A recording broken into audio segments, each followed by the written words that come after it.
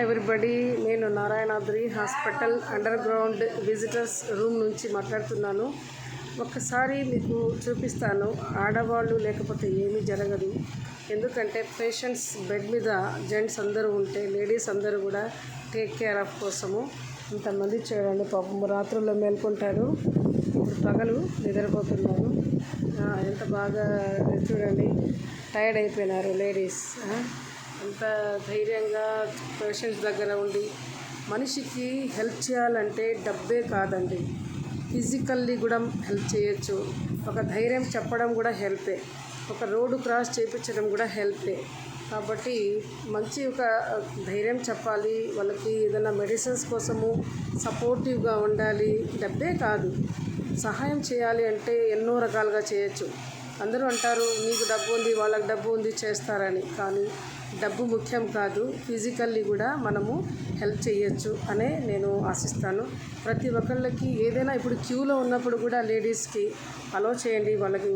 ఎందుకంటే వాళ్ళ యొక్క సాక్రిఫైస్ అనేది చాలా బాగుంటుంది. ప్రతి ఒక్కళ్ళు జెంట్స్ కూడా ఉంటారు, బట్ ఆడవాళ్ళు వాళ్ళ యొక్క శ్రమని కానీ ఏమీ వాళ్ళు గుర్తించరు. ఎందుకంటే క్యూలో ఉంటే కూడా ముందు మేమున్నాము మాది అయిపోని అని జెంట్స్ అంటూ ఉంటారు. అది కూడా గమనిస్తుంటాను నేను.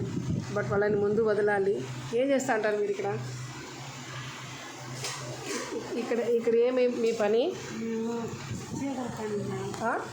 కోసే పని, సామాన్ పడి గడిగేది, వాషింగ్ గడిగేది, ఆ పని మేడం.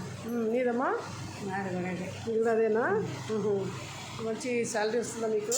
ఇంకా రాలేదు, మేము వచ్చి పని ఇస్తారు. ఇప్పుడు మీకు ఏదో ఒక పని కల్పించారు కదా, ఏదో ఒకటి చేసుకుంటున్నారు కదా ఖాళీగా లేకుండా ఇళ్ళల్లో.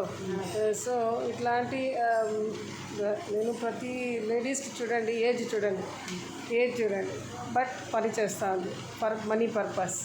అందుకనేసి పని కల్పించాలి ఇట్లా వాళ్ళని. ఖాళీగా ఉంటే వాళ్ళకి జీవనోపాధి ఏమీ ఉండదు. సో ఏమంటారు, నిరాశగా ఉంటారు. ఇట్లా వాళ్ళకి పని ఇచ్చి హాస్పిటల్ ఎంతో హెల్ప్ చేస్తుందని నేను చాలా హ్యాపీగా గర్వపడుతున్నాను. ఇప్పుడు ఈమె కూడా ఏం చేస్తావు నువ్వు? ఓకే హ్యాపీగానావా? చూసారా, ఇదండి ఆడవాళ్ళంటే. వయస్సుని కూడా వాళ్ళు లెక్క చెయ్యరు. పని చేయాలి, డబ్బు సంపాదించాలి, బ్రతకాలి అనే ఒక ఓన్ ఒపీనియన్ ఉంటుంది. Thank you so much. Bye.